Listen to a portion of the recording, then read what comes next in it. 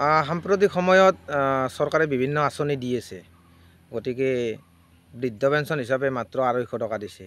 ইয়াৰ বিষয়ে আপুনি এজন সচেতন নাগৰিক হিচাপে কি ক'ব?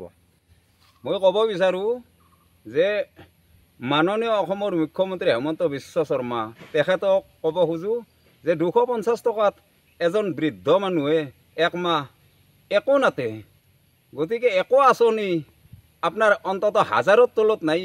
বৃদ্ধ পেঞ্চনটো অলপ বঢ়াই দিলে ভাল হয়, নহ'লে 250 টকাত এজন বুঢ়া বুঢ়ী একো কৰিব নোৱাৰে, একমাহ নহয় 4 দিন খাব নাতে। গতিকে মাননীয় মুখ্যমন্ত্ৰী হেমন্ত বিশ্ব শৰ্মালৈ মোৰ কাতৰ অনুৰোধ, তেখেতে বিবেচনা কৰি এই বৃদ্ধ পেঞ্চনটো অলপ বঢ়াই দিব লাগে, তেতিয়া আমি বহু শান্তি পাম। বহু দুখত বহুদিন কম বুলি কথাটো চান্স পোৱা নাছিলোঁ, আজি মানে এটা চান্স পাই মই কথাটো মানে মোবাইল যোগে মুখ্যমন্ত্ৰীলৈ বস্তুটো পঠাই দিলোঁ। গতিকে বিবেচনা কৰি ছাৰে কিবা এটা সুমীমাংসা কৰে যেন।